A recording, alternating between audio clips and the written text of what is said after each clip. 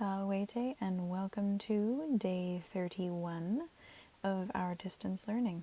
So today what we're going to be doing is we're going to be going through our work from yesterday. All right, so what you're going to need for today, please make sure that you have your personal dictatio that you submitted yesterday for credit. You're going to have to go over that and go through the corrections, okay? So here we go. First things first, I'm going to go through the translations. Now, your homework, okay, just so that you have a heads up and you know what to look for, you're going to need to submit corrections. Okay, and the corrections can take two forms, either spelling. Okay, so if you spelt something incorrectly in your dictatio, please, correct that in a different color ink, obviously. All right, and okay, grammar, translation.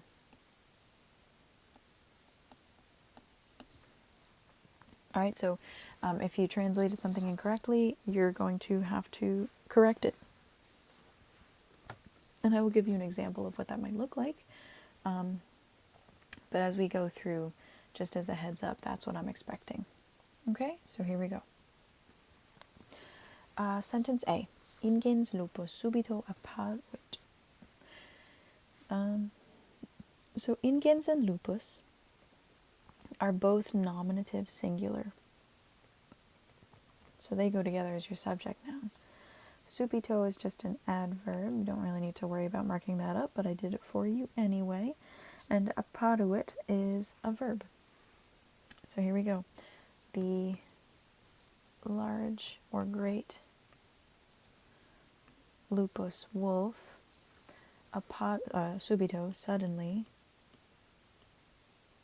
apparuit, appeared. Okay, so that's the correct translation for the sentence. Now, let's pretend that I am a student for a moment. Okay, and let's pretend that I translated apparuit as appears. Okay, let's pretend I did that. Now that's incorrect because apparuit, if you know the principal parts, it's perfect. Okay, and I translated it as present. So what I'm going to do is I'm going to go through with a different color pen or pencil, whatever, circle what I got wrong. Then I need to write two things. First, I need to write the correction.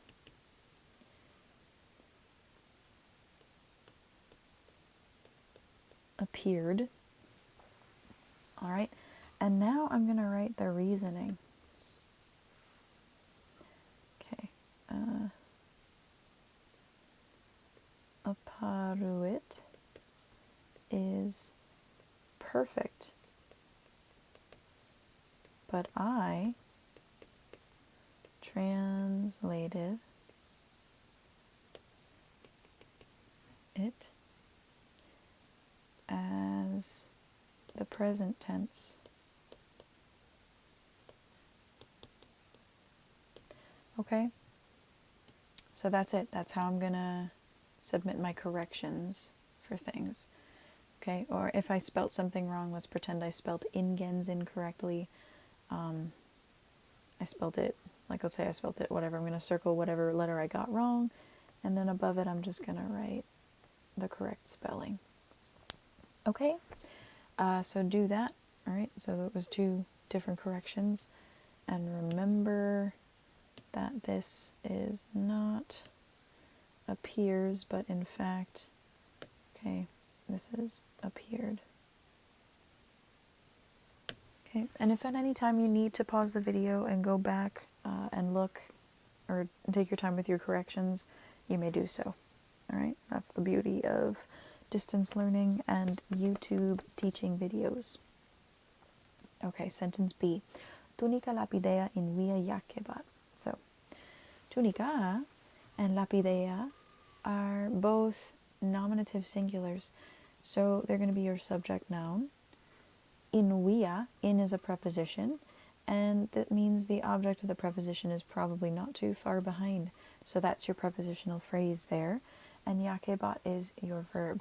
So now let us translate. So the tunica lapidea, the tunic or the top made of stone, yakebat was lying in via, in the road. Okay? Now again, if you got anything wrong, spelling wise or grammar translation wise, please identify that. All right? And again, I'm going to want you to give me the correction, and I'd like you to give me the reasoning. All right? And that's for me to see, how you guys are doing with grammar. So that, this isn't going to count against you. If you got anything wrong, that's okay. I don't want you to try to hide it. What I do want is for you to kind of look at your own work and start to see your own mistakes. You learn better that way. Okay? So anyway, sentence C. Amigos valde temebat. So amigos is nominative singular, so it's your subject noun. Valde is an adverb, but you don't need to mark that up or worry about that. And temebat is a verb. Right, so let's translate.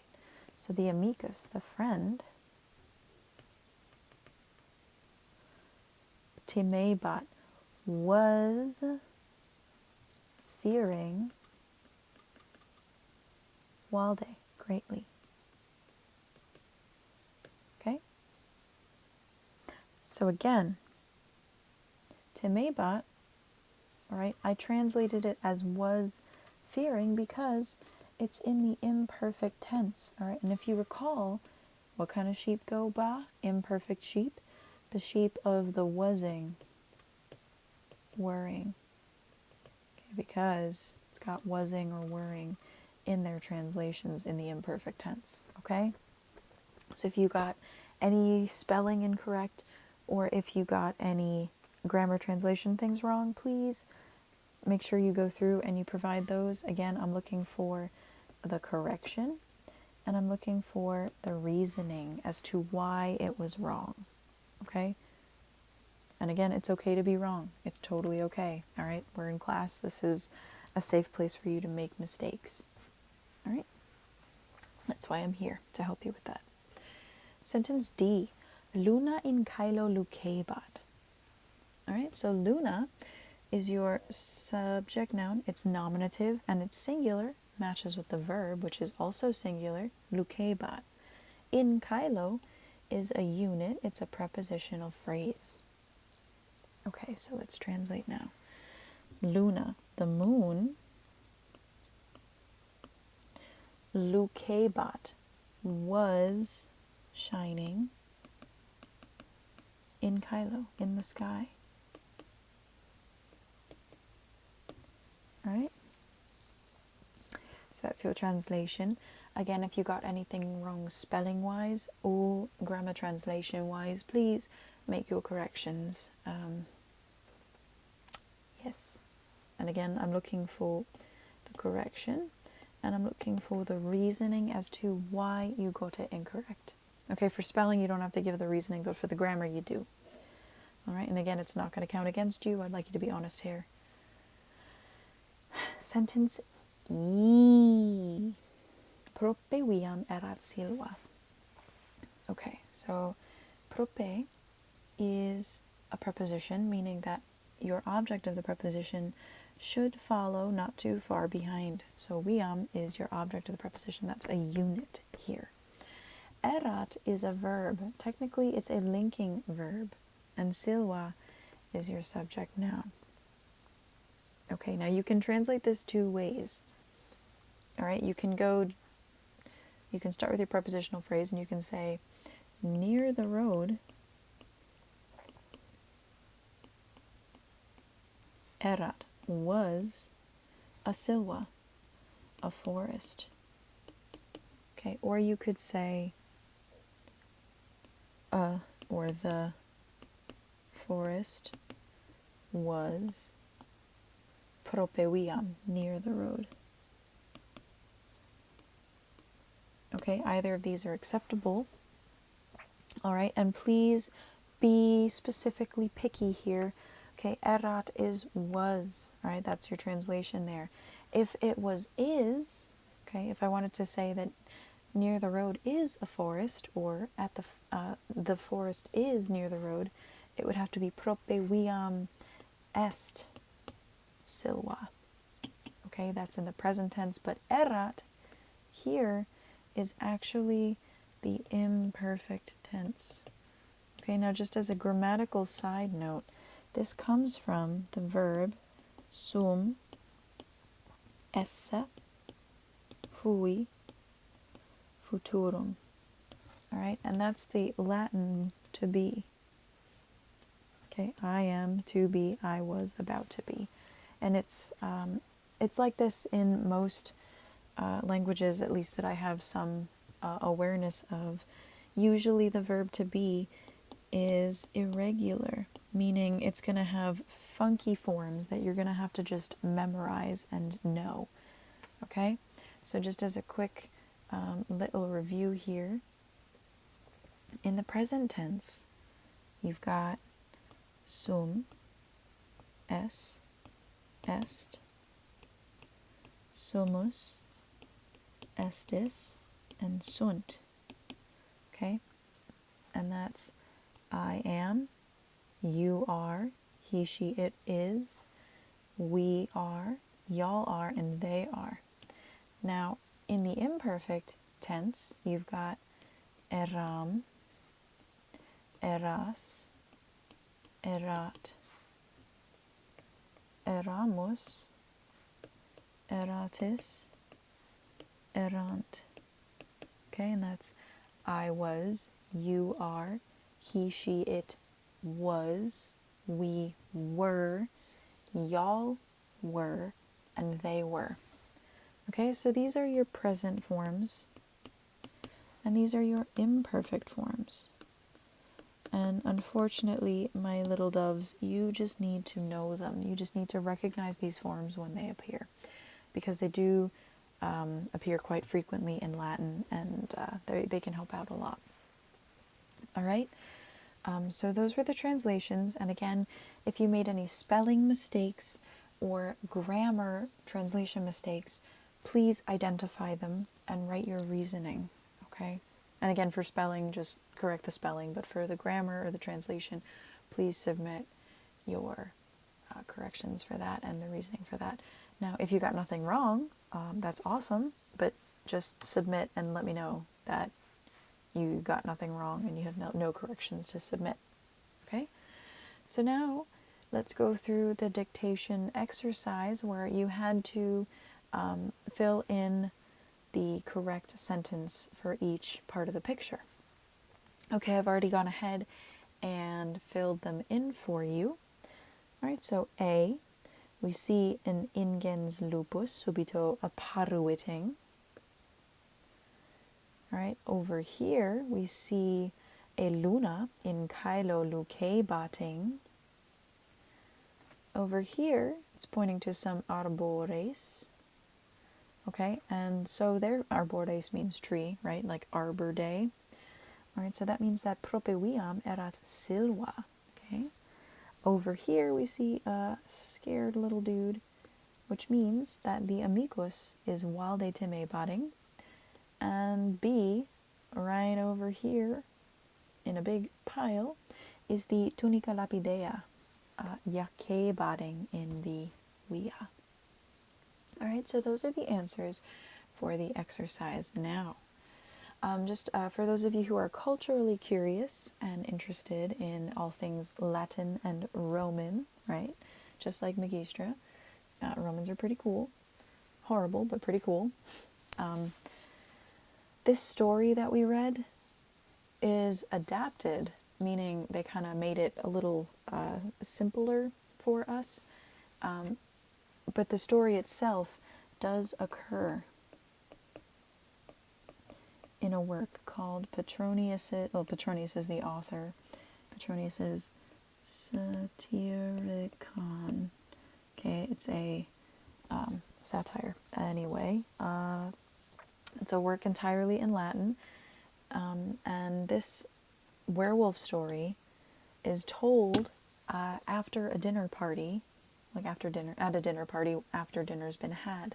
Now, the Romans, a common practice for them was after dinner they would sit and tell essentially ghost stories or stories about the supernatural, because their superstitio, their superstition, was pretty high back then culturally. That's just something that they, really gravitated towards and thought was super interesting.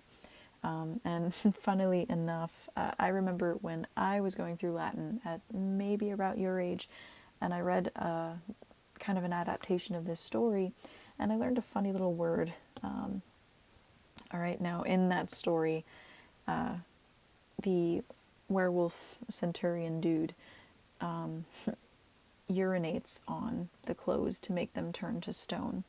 Okay, and the Latin word for to piddle in a circle is, in case you ever need to know this, which is probably never, because I've only ever seen it there in that one story, circumingo, circumingere.